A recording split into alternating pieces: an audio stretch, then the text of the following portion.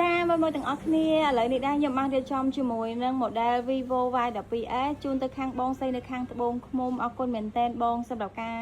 ជឿជាក់ទិញអីវ៉ាន់ពីខាងពេកអីប្អូនណាចឹងសម្រាប់បងចង់បានអីវ៉ាន់មកទឹកគ្រប់ប្រភេទស្អាតណាអាចតាមដានពេករបស់ខ្ញុំបាននិយាយទៅយើងមានសេវាកម្មផ្ញើជូន25ខែក្រុងហើយនឹងសេវាទូទាត់លុយជាមួយនឹងខាងក្រុមហ៊ុន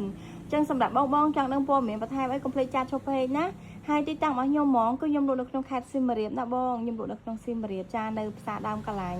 ហើយបញ្ជាក់ជូនតិចណាបងសម្រាប់ការទិញអីវ៉ាន់ពីពេកខ្ញុំណាសម្រាប់សេវាផ្ញើទៅគឺខ្ញុំសូមដឹកសេវាដឹងជូនគឺខ្ញុំសូមកាត់លុយមុនណាបងហើយសម្រាប់សេវាទូរស័ព្ទចាំពេលបងទទួលបានអីវ៉ាន់ពីខាងក្រុមហ៊ុនហើយចាំបងទូទាត់ទៅជាមួយនឹងខាងក្រុមហ៊ុនបានចឹងណាបងចឹងខ្ញុំទូទាត់មុនដល់ថ្លៃដឹងជូននេះណាបងហើយសម្រាប់សេវាដឹងជូនគឺយើងគិតតាមទីតាំងចិត្តឆ្ងាយណាបងតាមខេត្តផ្សេងតាមភ្នំពេញផ្សេងចឹងណាបងចាបងចឹងសម្រាប់ព័ត៌មានបន្ថែមជាមួយនឹងទូរស័ព្ទគ្រប់ប្រភេទណាមិនថា Oppo Vivo អីទេគឺកុំភ្លេចឆាតចូលពេកណាអរគុណច្រើនបងអរគុណមែនតើហេងបង